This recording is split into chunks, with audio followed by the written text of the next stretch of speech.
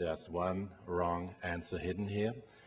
The incidence, so this is getting now more serious, the incidence in the elderly patients above 70 years is 20 out of 100 inhabitants per year. Think about the slides from Emily yesterday. About 3/4 of all patients are older than 65. At diagnosis, about 60% of patients present with early stage BNA stage disease. And the median life expectancy for BNA stage A patients is about 15 years. So please push. There's new music this time.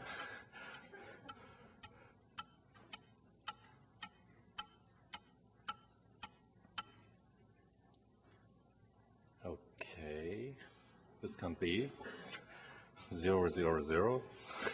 I think some of you have pushed the buttons, but anyway, actually the wrong answer is answer number 3, because it's about 80%, but the other ones are correct, and we have talked about this yesterday. So now the next question, it's about prognostic parameters, so it's about the talk yesterday evening. For patients, there's again only one wrong answer hidden here. 3 are correct. For patients with mutated IGVH, the median life expectancy is about 24 years. The median oversurvival for patients with 11q deletion is about 79 months. Bone marrow infiltration pattern has no prognostic significance in BNA. And finally, translocations account for less than 10% of cytogenetic aberrations in CLL. What do you think?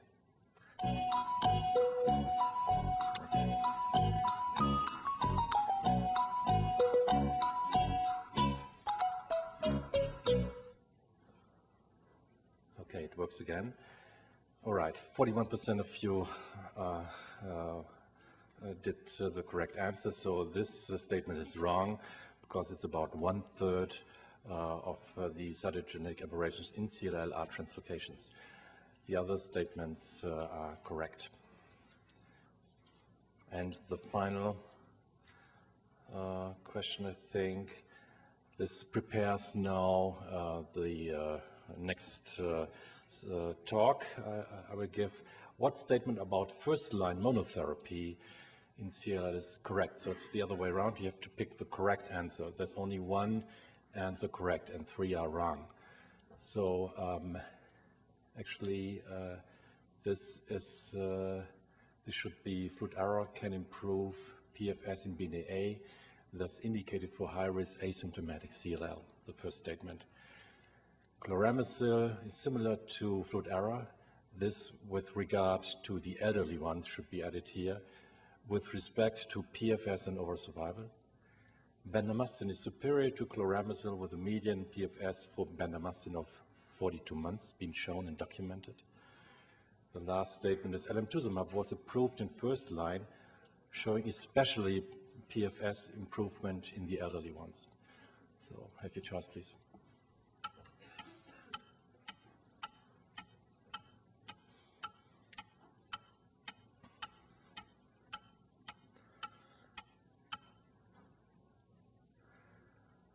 Okay, so actually this is the correct statement. Chloramicil is similar to Fludarra in the elderly ones with respect to PFS and overall survival. I will show you data on this. This statement is wrong because Fludarra, I've shown you yesterday, can improve PFS in BNA, but it's not indicated. This was just done in our CL1 trial, but outside of clinical trial, you would never treat a BNA patient. Bendamustine is superior to chloramicil. This is correct. You have seen the data by Wolfgang Knauf, but I mean, this was a little bit unfair of myself and tricky. It's not 42 months, it's less, it's only 21 months. And alemtuzumab was approved in first line, this is correct, but there wasn't improvement in PFS for the elderly ones. If you look at this subgroup, there was no improvement. But we will discuss these data in detail now, and so this brings me to my first slide. Okay, again, You see here the age distribution in CLR. So 3/4 of all patients are older than 65. And I've put up statistics, a figure from the European Union showing the demographic developments until the year 2050. You see that in 2050, about 40% of the inhabitants in Europe will be older than 60. So you can conclude from this that the patients with CLL, and especially the elderly ones, will probably also increase. I don't know the figures for Canada, but maybe it's similar. So this leads us to the question, is chlorambucil still a drug to be used in CLL, especially in the elderly ones, if we think about the majority of patients? So the question is for chlorambucil, can you teach an old dog new tricks? Or the other way, is there still life in the old dog? So this question has to be answered for chlorambucil, and I will show you what is my opinion on this. We go back to the year 1956. This was the first actually publication on the use of chlorambucil, and these times was called CB 1348, and was shown if you use it in an interrupted way, you can induce treatment effects. It's well tolerated and it's safe. We just jump another 20 years ahead, and William Knospe, he actually published a paper in Cancer using this 0.4 milligram per kilogram schedule every 2 weeks, and an increase of 0.1 milligram per kilogram every other month if it's tolerated well. And so his final conclusion in this paper was that you can even retain responses in patients that were refractory to this long-term daily chlorambucil. So this is the rationale, at least in Europe, or I should say in Germany, because it's not uniformly used in this way, to use chlorambucil in this intermittent way in this 2-week schedule. And so we have set up this so-called CLL5 trial to see whether chlorambucil has any effect, especially in the elderly, compared to Fludara. And at this time we thought Fludara might be the winner, and there were a lot of physicians in Germany were asking us why we are using, why we are setting up this boring trial. But it came the other way than we thought. We were taken by surprise. I would not say it was disappointing, but we just were taken by surprise. These are the progression-free survival curves in this elderly population, and you see they are overlying, so there was no difference with respect to PFS between chlorambucil and Fludara. And if we look at overall survival, you see even, you know, the upper curve is the chlorambucil curve. It's not significant, but at least chlorambucil is in no case inferior to Fludara looking at overall survival. There are, we think there are might be two reasons why this overall survival seems to be even a little bit better for chlorambucil.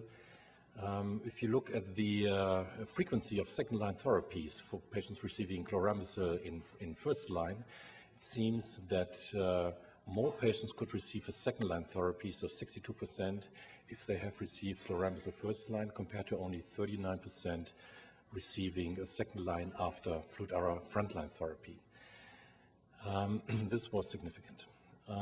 And if we look at secondary malignancies and tumors, you see that at least there seemed to be some trend that the patients with chlorambucil are doing better also on this compared to the Fludara patients, but this is not, at this point, does not reach a significance level. So the conclusion from this trial, I don't want to go into any detail, is that chlorambucil remains the backbone for the elderly, frail CLL patients. At least we conclude this in Germany. To put this into perspective, I also put here the CLGB trial on the slide. You know, this was the comparison chlorambucil Fludara versus the double combination. And you are probably very well known about this curve showing the PFS benefit of Fludarra versus chloramicin. So this is in contrast to the German trial I just showed you. And overall survival is there's no difference between both treatments. You can ask whether the dose of chloramicin was adequate with a 40 milligram per square meter. This was not done in this intermittent way, but in another schedule. The median number of treatment cycles at least was not published in this paper. We had a very high rate of early stage disease, so 60%. And I think the major point is that this trial was not stratified for age or even comorbidity. I will show you details later on. The British trial, the Katowski trial being published in The Lancet, again, chloramicin versus Fludarra monotherapy and the combination FC. You all have seen the curves before. FC is doing best, no doubt, high p-value. But if you compare Fludarra versus chloramicin, this was not significant. And if we move from PFS to overall survival and look very carefully in this publication, this is the multivariate analysis. And on the right side means chloramicin is doing better. On the left side, Fludarra is doing better. And for overall survival, it seems that chloramicin, the diamond is shifted on the right side, so chloramicin seems to be a little bit better than Fludarra, especially if you look for BNAC, advanced stage disease. There seems to be an improvement for chloramicin compared to Fludarra. So surprising data also from the British colleagues. And another trial comparing chloramicin versus Campus is the CAM307 trial. So, these data were published in JCO 2 years ago by Pete Hillman, showing the superiority of Campus to chloramicin if you look on PFS. But there are several critical issues. The median PFS for both groups is not really satisfying. It's disappointing. You only achieve about 11 months PFS for chloramicin, and this trial included younger patients, so the median age was 61. For example, in the German trial, we had 19 months PFS in the elderly ones. In high-risk patients, the PFS was not even significant. For example, in the 17p-, they couldn't prove it because the sample size was very low. And in the elderly patients, there was no significant difference in PFS. This was the one question I was giving you in the beginning. There are no data on overall survival, and we have a short follow-up. And I think this trial has low impact in how we can care for patients with CLL. This is also written in this statement in the paper. And to close up with these phase 3 trials using chloramicin, I think we have to talk about bendamustine also. So the trial conducted by Wolfgang Knauf, bendamustine versus chloramicin. Bendamustine, it's a hybrid showing some alkylating properties and some purine analog properties. So or might know it's a very old drug. I would call it an agent from times of the Cold War. So it goes back to the 60s. And you see, this is the East German part, and this is the West German part. In the United States, probably you would say this is the side of the evil. This is the wall. In Germany, we had in 1989, we made some history because the wall fell. And so the question is, again, this is the east side and this is the west side with the Brandenburger Tor in Berlin. So the question is, will bendamustine make it to the west or from the eastern perspective to the rest of the world? So the other way around this time. Yes, I think there's some hints. Bendamustine was approved by the FDA for CLL, and they told it is a novel drug. Actually, it's an old drug with some history. These are the curves leading to this approval. These are PFS curves. You see the blue line is the bendamustine line, and the black one is the chloramicin line. And here you see the median PFS was 21 months. This was the one statement of the question was not 42, but only half, so 21 months. And a little bit disappointing are these 8.9 months for the chlorambucil. So it's even less than Pete Hillman could show in his campus comparison to chlorambucil, and it's far less than was shown in the German trial. If we summarize all these trials, you can see, especially for the bendamustine trial, the median age was here only 63, so it's more a younger population. And the median duration for chlorambucil was about 4.6 months. The German trial, we used a median age of 71. Emily told yesterday that the median age in CLL population is 72, so we are quite close. On the right bar, you see there's actually in no trial an improvement in overall survival using so-called modern drug like Fludara or Campath or bendamustine. So chlorambucil is doing as well.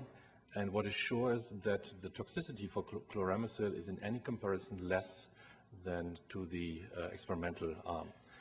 So this leads us, at least from the perspective of the German CLL study group, to this new trial. We are just working on the initiation of this trial. Should start, in fall of 2009. So the standard is chlorambucil in this trial, and chlorambucil is combined in the experimental arm with rituximab or with GEO-101, the new anti-CD20 antibody. Maybe I just go back. You see here, we don't use chronologic age. We use here, again, as I told you yesterday, our SEER score. And you've learned a SEERS above 6 means frail patients. So this is the trial for the elderly, frail ones. So GEO-101, just a few words, it's a type 2 antibody. It provides enhanced direct cell death induction, so it's less dependent on complement, and it's also less dependent on lipid raft mechanisms, and it leads to enhanced ADCC. Now, having talked a lot about the elderly ones, I think we should also look at the younger ones and the medical fit ones. This is one of the German cyclists called Jan Ulrich. Actually, he's not as fit as he seems to be because he liked the EPO very much, so there was a scandal in Germany about him. Now I would like to have your answers on these questions. So there's, again, one wrong answer hidden in these statements, so 3 are correct and 1 is incorrect. First one, rituximab has recently been approved in the European Union for previously untreated patients with CLL in combination with chemotherapy. Second statement, the CLL trial included only patients less than 70 years old, therefore FCR should not be given to the elderly fit ones. Okay. FCR induces MRD negativity in 1/3 of patients after 3 cycles and doubles after another 3 cycles. And FCR induces a significantly superior PFS compared to FC. Okay, it was very quick here. Sorry, something went wrong here. You're very smart, so 3/4 of you picked the wrong answer immediately, so congratulations from my side. So this was actually the stupid wrong statement here. And so we will talk about the other ones in a minute. The international standard for frontline therapy of the medical fit ones is FC. At least if we look at these 3 randomized phase 3 trials, the American one, the British one, and the German one. So FC is always the upper curve. So we thought in 2003 about combining the FC with rituximab. And again, we used the comorbidity scaling using a SEER score. So again, no chronologic age was used here for inclusion of patients. Primary endpoint of this trial was PFS. You see here the accrual. This was international accrual, actually we started earlier, so it's not fair because these 10 other countries did a very great job, and we would have never achieved so quickly our goal without help of these other countries. And actually Canada is missing on this list, so I hope Roche Canada will work on this for the future trials. This is the study medication. You see the usual FC schedule, and here the FC plus rituximab. Rituximab is given first cycle 375, then it's updosed to 500 milligram per square meter. This we did because we wanted to be very comparable to the phase 2 data Michael Keating has published in the JCO 2005, just to be comparable. Of notion is that there was no anti-infective prophylaxis mandatory, and the growth factor support was used according to ASCO guidelines. Okay. Now, the demographics, you see well balanced. Altogether, 817 patients were included in less than 3 years.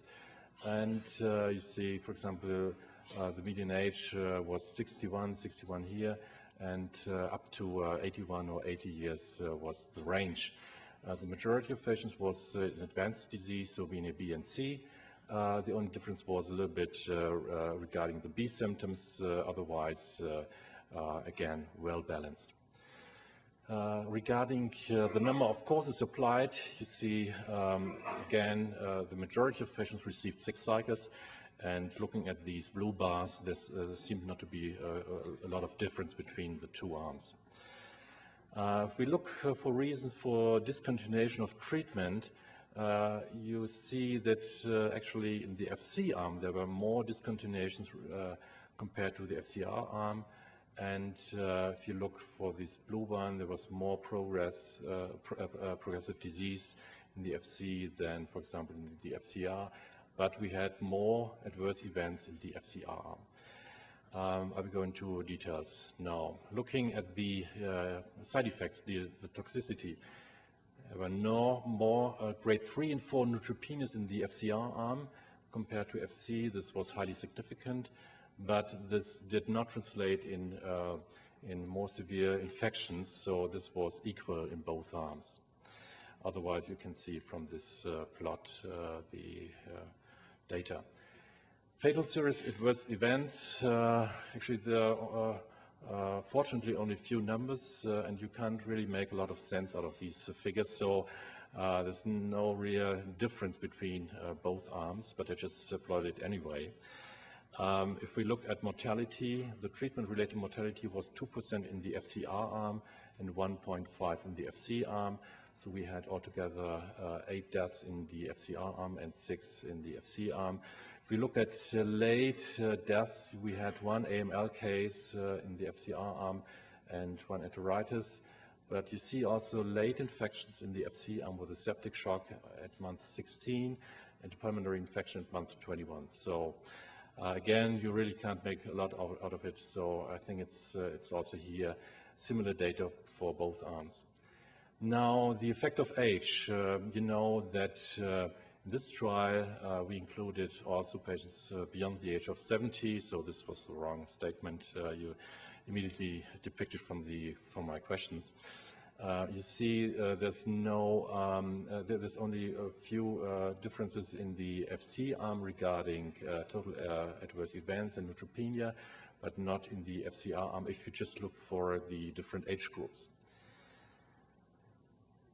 But there was more dose reduction in the elderly ones, especially above the age of 70. So, for example, 27% dose reduction for the elderly in the FC arm and 65% in the FCR arm. So they couldn't tolerate the full dose, obviously. This leads us now to efficacy data. And I think very prominent are the data regarding complete remission rates. You see a doubling of the CR rate, and these are confirmed CRs. You see the unconfirmed and incomplete CRs are listed separately. And of course, if you have less CR here, then you have to have more PRs in the FC arm and more PDs in the FC arm. I think what made the trial, I think, very special is the work of our colleagues in Kiel, so headed by Dr. Kneber and presented by Sebastian Böttcher at the ASH meeting. This is the MRD assessment, and you can imagine that they worked on about 2,000 samples. So what did they? They did a baseline assessment, an interim assessment after 3 cycles of FC or FCR. They did another after 6 cycles and 2 months post-treatment. So they used a 4-color flow cytometry method to detect MRD, and they have proven before that this is very equal to a PCR-based method, and they have shown that the samples they have examined, they show the same demographics as the entire study population, so show the same clinical efficacy data as the entire study population. So I don't show these details to you. But the important data is here on this slide. You see in white, this is FC, and yellow is FCR.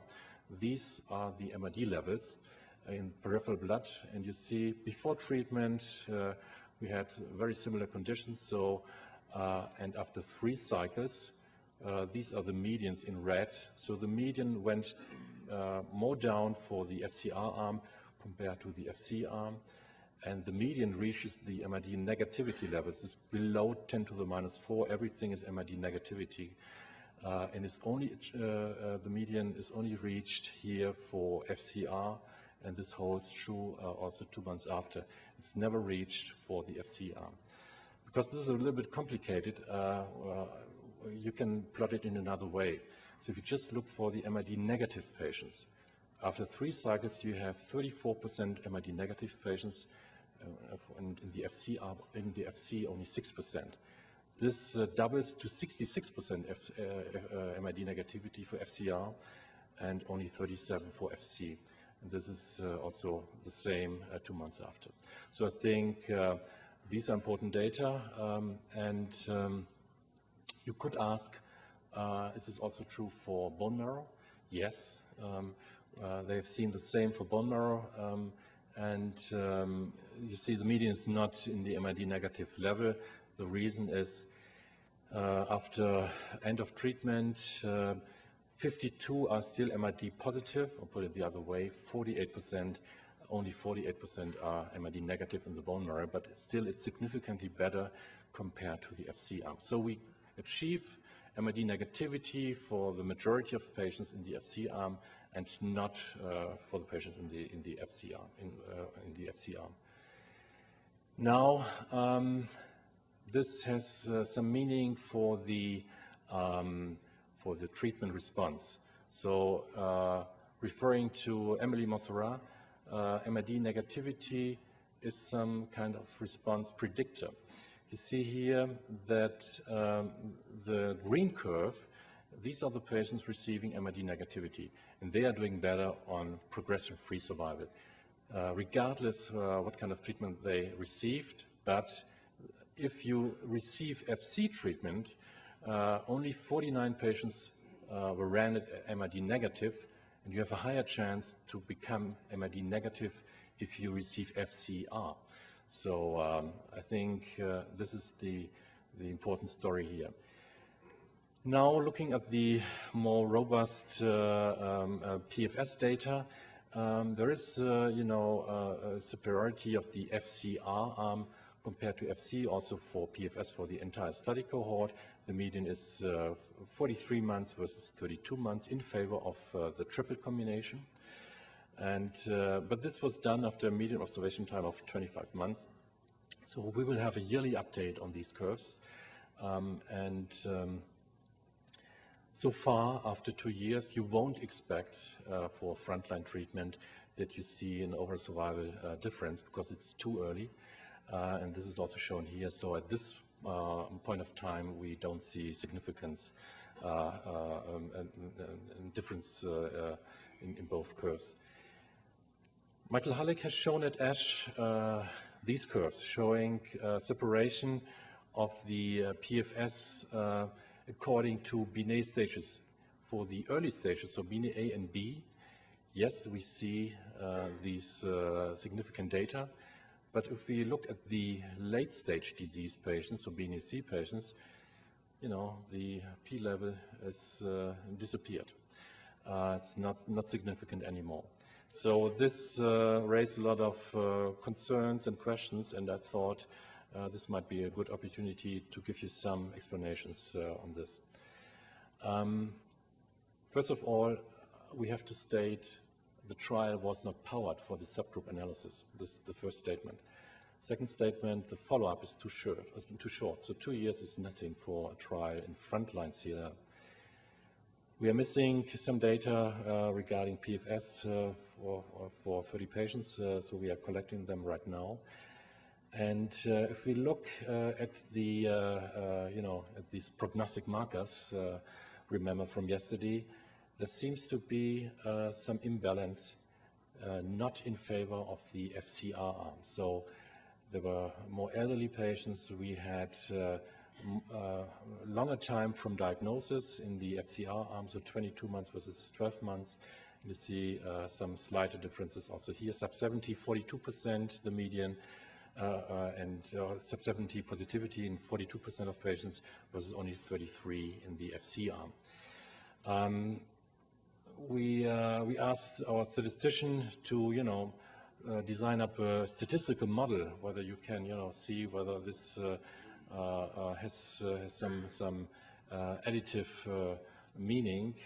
It's very difficult because for a statistician, it's difficult to tell whether it's more meaningful if a patient has a sub-70 or if there are maybe patients in that are older. So it's not as easy as thought. So we looked further in the data to give maybe to find some other explanation for this.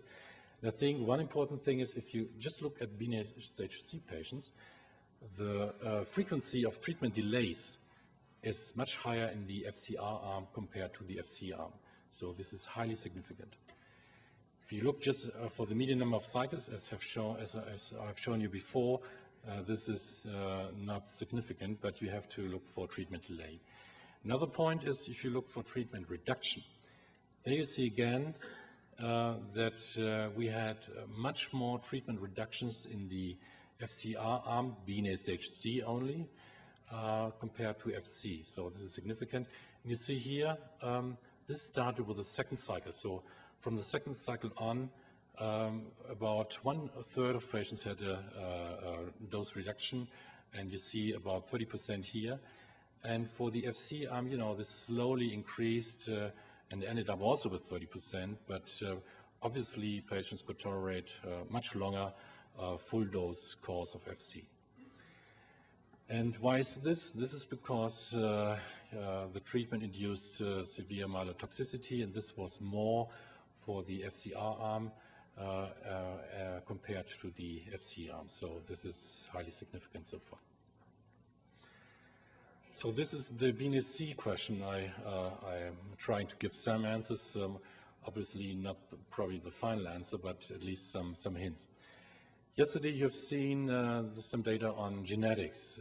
Again, you see the 17P minus patients, they did not as well as all the other ones, but you can calculate and ask your statistician, and she makes it look nice. So you can achieve a P level of 0.029 if you just plot the 17P group PFS. So there is a difference, but the question is this meaningful? I would say maybe not, but this was one of the questions I asked you in the beginning. So you can calculate this. I think what is quite more meaningful in the clinical sense is if you look at the other high-risk group, the 11Q minus patients, they are doing better if you look at PFS. And already after 2 years, we can see a significant difference in overall survival for this high-risk group. So I think this is meaningful. So this maybe could lead to a stratification that we want to use FCR, especially for 11Q minus patients. So we will follow up on this. The second high-risk group, are the unmutated cases. And again, the PFS is highly significant. And already after 2 years, we are approaching the significance level already for over survival. So again, we will follow up on this also. Stefan Schlingbauer has put all these data together in a multivariate analysis, and what he found is that for sure the parameter predicting a good prognosis is the treatment with FCR, and you end up with a p-value of 0.046, so it's significant. And the worst parameter, as we discussed this morning and yesterday, is the 17p minus deletion. So the final conclusion for CL8 would be FCR is the new standard treatment for physically fit CLL patients. I would say this despite the subgroup analysis I've shown you. So we also give BNC patients FCR because we think all these subgroup analyses are premature and they are not done for the routine practice right now. So you know that rituximab has been approved in the European Union and it has received a very broad label. So it was approved in combination with chemotherapy. So it was not stated in combination with FC, but in combination with chemotherapy means in Europe you could do now everything with rituximab in frontline, but I would not advise to do so. We only have good major data in combination with FC. So going back to our trial strategies, we think that FCR is now the gold standard in frontline therapy for medical fit patients. So this is put here. And we want to compare this to another treatment, to the combination of bendamustine and rituximab. Having talked about bendamustine, I think it's not as interesting as a monotherapy, but I think it's very interesting in combination with antibodies, especially with rituximab. So we have some phase 2 data I will allude on in a minute. And so we think this trial might be of some meaning. We want to see, want to test whether BR indeed induces less toxicity, but we have to wait for some years. So this trial has started in October 2008. We have to recruit about 550 patients. And so far, 4 countries are in this trial, besides Germany, Austria, Czech Republic, and Switzerland. And it's a non-inferiority trial. In February 5th, we had 45 patients so far, only Germany recruited. And now in these days, the other 3 countries also include patients. A few days ago, we had 63 patients on this trial, but you know, the curve is still long and we have to do better on this. I can't tell you, or I can't give you data on this running trial about BR, but being the PI of the phase 2 bendamustine Rituxan trial, I can share some secrets with you about some early results on this trial. We actually recruited the last patient in September 2008 on this trial, so about 120 patients in a little bit more than a year. And so we have done an interim analysis based on 37 patients. You see the age groups again, so elderly patients in more than 50%, advanced disease in 3/4 of all patients. And so these are the first response data of the bendamustine Rituxan combination ever shown. You see, we end up with 84% response over response. These are preliminary data, low patient number so far, and we receive about CRs in 1/3 of our patients. So I think it's a rationale also to check for this combination in phase 3 design. I can also tell you that looking at toxicity, the rate of neutropenia, severe neutropenia, is less than 10% using BR. And looking at the FCR trial, we had more neutropenia. But again, this has to be proven in the randomized phase 3 fashion, and this is on the way with the CLL10 trial. So this leads to my summary of first-line therapy. I hope I could convince you that for the elderly frail ones, chlorambucil still remains the standard of care. The benefit of additional antibodies like rituximab, GO101, or ofatumumab has to be shown within clinical trials. In our perspective, FCR is now the new standard of care for medical fit patients with CLL. Bendamustine, I think, could serve as a very interesting backbone for future first-line trials, especially for chemoimmunotherapies based on the bendamustine rituximab data I've shown you. Alemtuzumab, I didn't talk too much about this this morning. We touched on this yesterday evening. I think campus-based therapies are currently evaluated within clinical trials, especially the FC-Chem combination. I can tell you from our trial, we have seen now severe toxicity and also deaths in 11 out of 62 patients, and at least 4 of these deaths are treatment-related. So also the GERLAMS is reporting severe toxicity of this triple combination, fludarabine-cyclocampus. So I would be very careful to use this combination outside of clinical trials, and I would not recommend to do so. We have now tried Campus and dexamethasone running the CLL-2O trial. We will see how this works in this high-risk patient group. And Dr. Monsarahi will talk this afternoon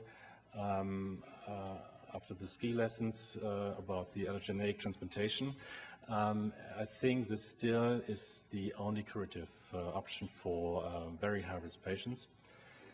And John Bird, he talked about numerous novel drugs, for example, Fatumumab G101, lenalidomide, and I think the other one, you didn't want to tell us the details, but I think very interesting drugs. So they are all currently tested within clinical trials, and we have to wait and to just wait some time to see whether they will enter in also in first-line treatment of CLL.